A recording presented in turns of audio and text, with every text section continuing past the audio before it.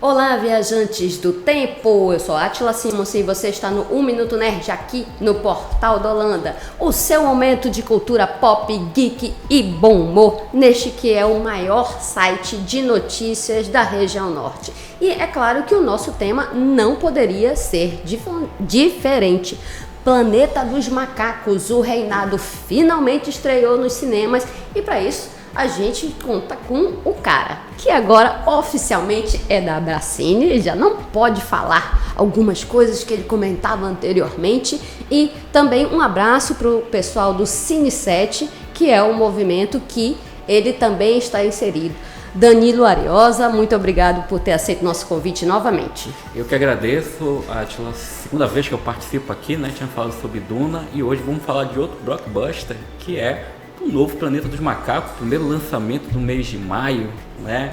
Depois de um mês de abril assim meio devagar, de lançamentos assim poderosos, né? E aí a gente chega com a saga dos macacos agora para seu quarto filme, né? Uma nova trilogia surgindo aí no meio cinematográfico. Também acho, tem muita cara de nova trilogia, Sim. né? Muita cara de nova trilogia. Eu li algumas críticas, né? E todos eles disseram, eu gostaria de saber sobre. Todos eles disseram, cara, é bom, podia ter sido melhor. Ninguém diz que é ruim, então fica nesse meio termo. Afinal, é bom, é ótimo, podia melhorar. Eu acho que é um filme bom, né? Como filme de início de uma trilogia, como você falou, claramente, né? Vamos ter aí um segundo, terceiro episódio, até porque esse primeiro filme, ele meio que introduz um novo mundo, novos personagens, né? E até o final, a gente não vai soltar spoiler aqui, já indica a possibilidade, né, de uma sequência. Eu acho que a bilheteria também vai determinar muito isso. Mas assim, é um bom filme, né? Não me empolgou muito, mas eu acho que ele consegue introduzir muito bem ali os novos personagens, o universo.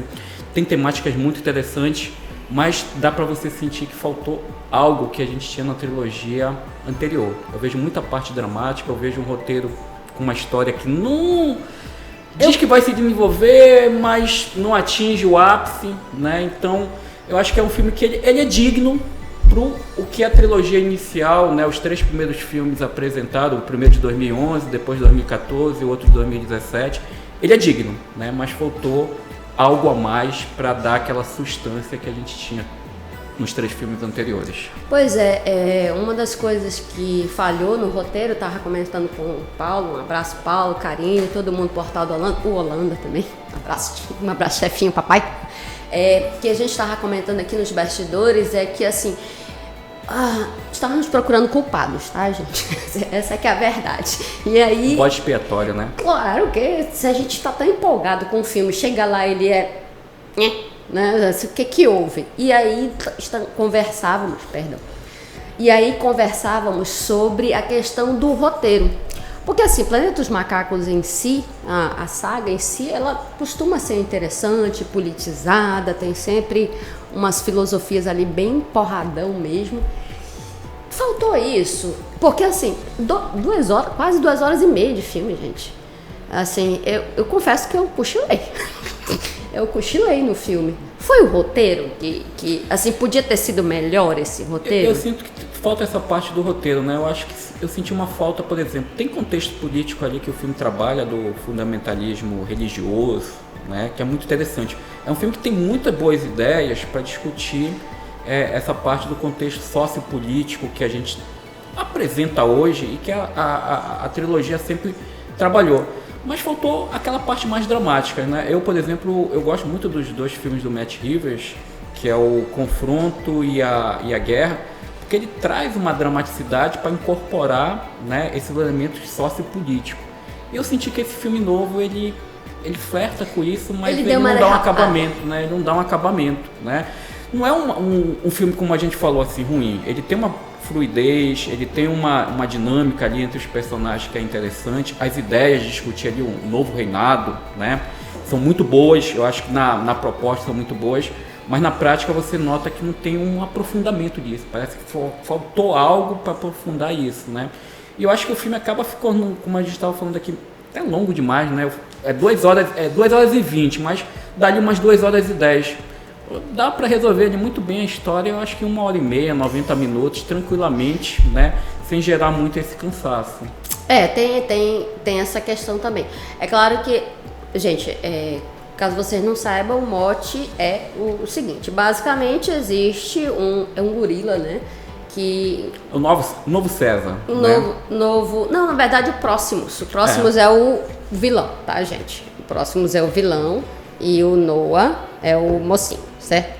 É o novo César, quase o Noah. É quase o novo César. E aí entra uma das questões.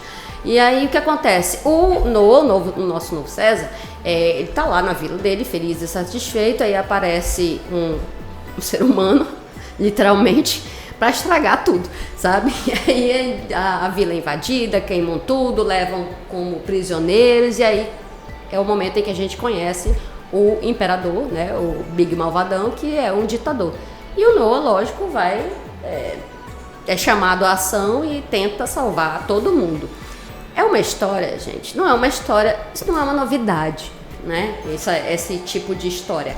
A questão sempre é como é contada, né? A gente sabe o começo, a gente sabe o meio, a gente sabe o fim. Como isso é contado? E foi nesse meio que eu senti muita falta. Eu senti tanta falta que eu acabei cochilando, gente.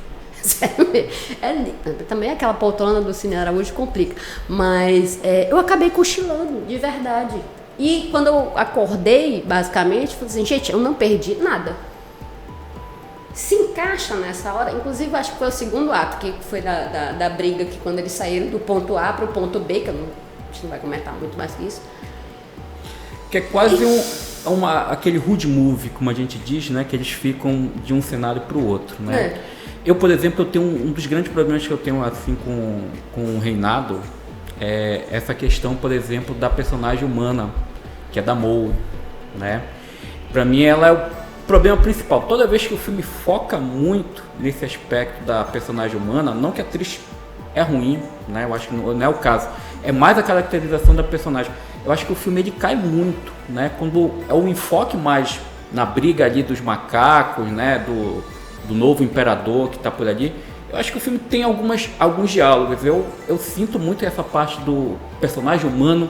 Ele atrapalha muito esse andamento da nova história. Eu entendo que é um personagem que, por exemplo, ele não é muito aprofundado, que dá indicativo que a gente vai saber mais sobre ele, por exemplo, na sequência, né? Inclusive a parte final indica isso, né? Mas assim, toda a dinâmica ali desse novo personagem humano, né? Que tem até uma referência, o nome dela inicial do filme original de 68, Planeta dos Macacos, com Charlton Heston, faz até uma homenagem com o nome inicial que é dado à personagem. Mas assim, é uma personagem que ela não funciona naquela dinâmica, né? E você vê uma personagem, vamos dizer, meio adolescente, gerando um tipo James Bond, um 007 da vida, com segredos. Junto com uma rebeldia. Uma rebeldia. Aí é uma prisioneira de guerra, quando na verdade no começo não era nada disso. Aí me trouxe assim alguns incômodos, aquela que a gente chama de barriga de roteiro, entendeu?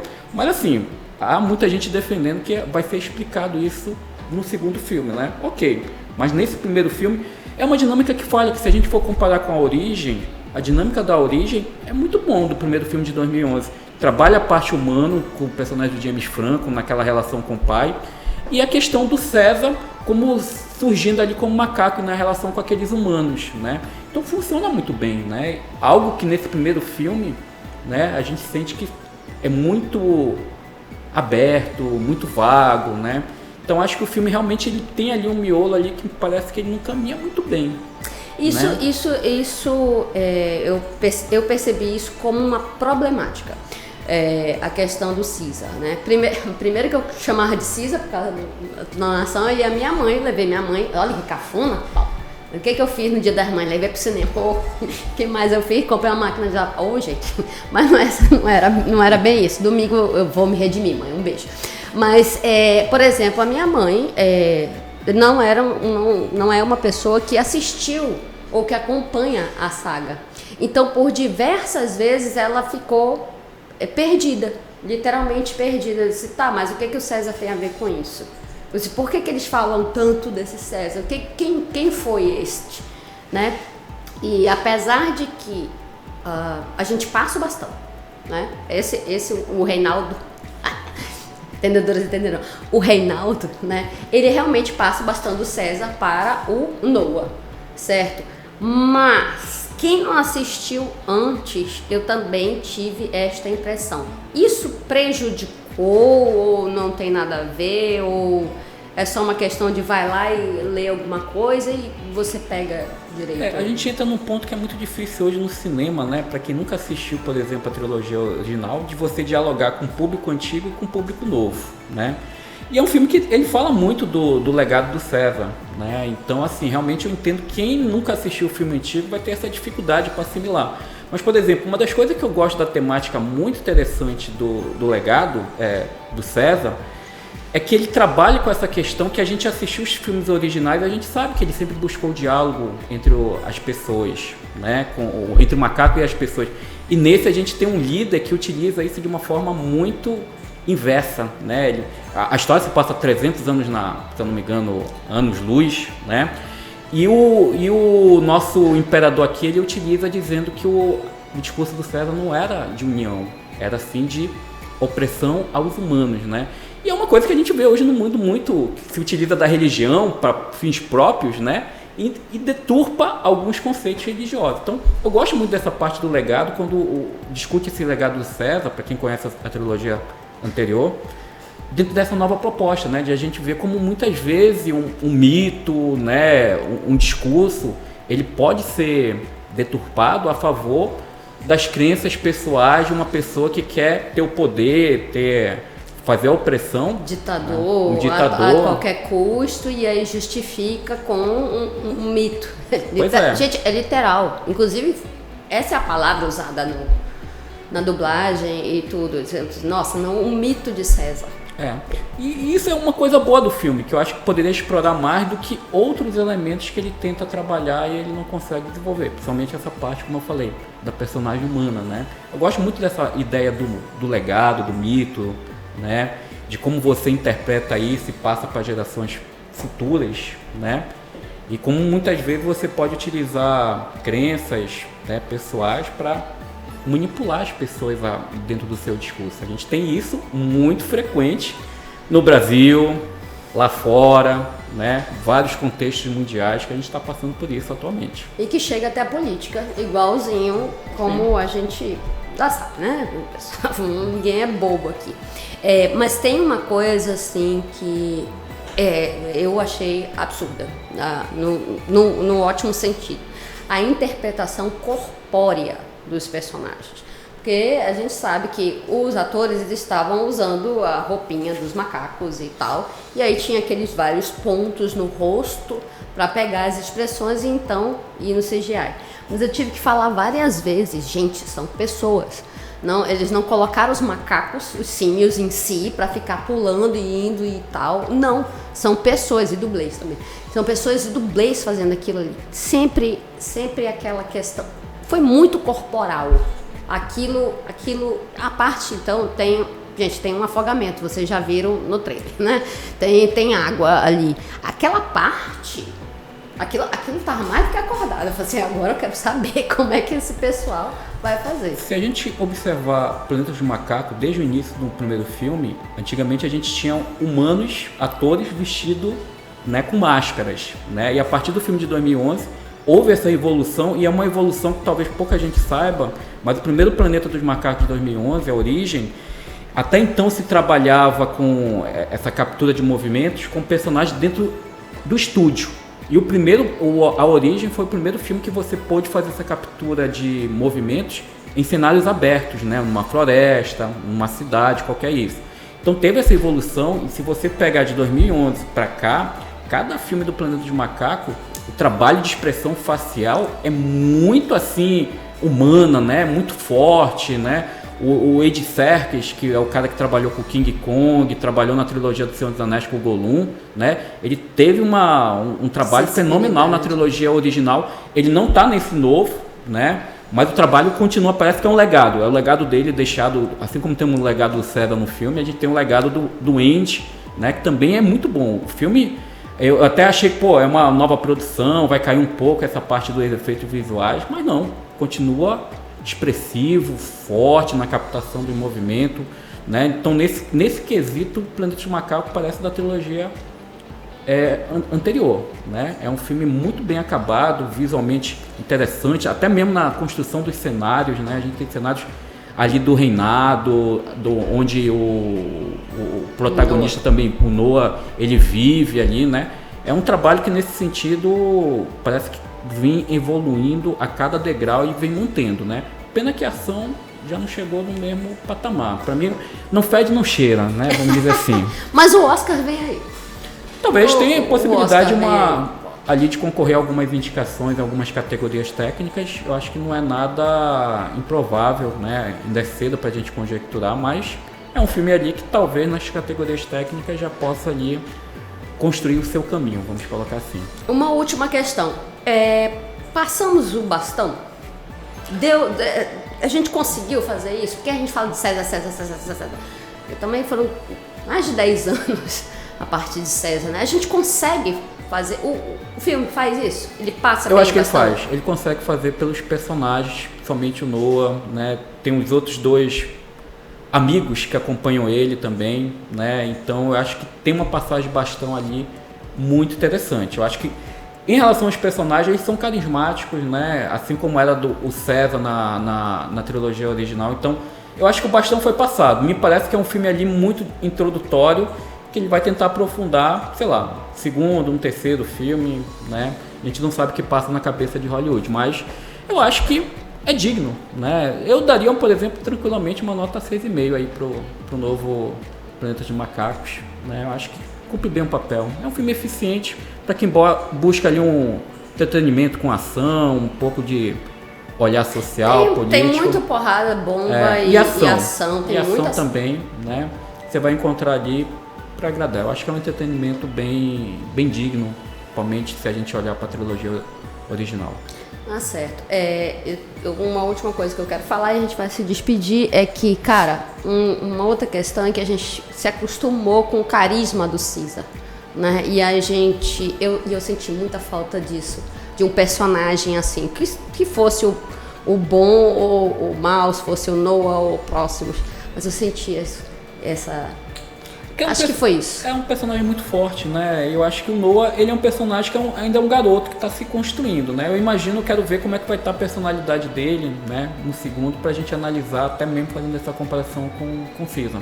Mas eu gosto dele, eu acho que é um personagem novo ali, bem carismático, e para levar uma nova fila de fãs que vão conhecer agora o Planeta dos Macacos, que eu aqui falo para vocês, não esqueçam de conferir os filmes antigos também, né? São 5.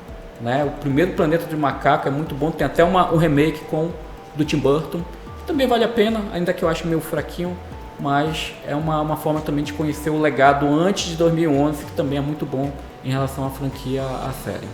Tá certo. Danilo, muito obrigado novamente. Eu que agradeço, espero voltar futuramente aqui pelo Cine 7 mais uma vez aqui para a gente analisar, dissecar, né, algum blockbuster aí que venha a surgir. Vamos sim. Vamos em breve. Não posso falar muita coisa. Mas um último spoiler e... Gente, vocês estão sabendo que Harry Potter e o Prisioneiro de Azkaban vai vir para o Multiplex Cine Araújo. E o spoiler que eu vou dar é que nós estaremos lá, ok? Vá já preparando o seu cosplay. Vai já mexendo. Já te falo que é o meu filme favorito do Harry Potter, é exatamente esse. Tá? Pois você já vá preparando o seu cosplay, já vá separando o dia 4 de junho para a gente passar lá no Shopping Via Norte, no Multiplex Cine Araújo. É tudo que eu vou dizer agora. Siga a gente nas redes sociais, 1minutonerd.ufc, o Portal da Holanda. A gente está no Facebook, no Instagram, no TikTok, estamos em todas as redes sociais. Até o próximo sábado. Continue a nadar.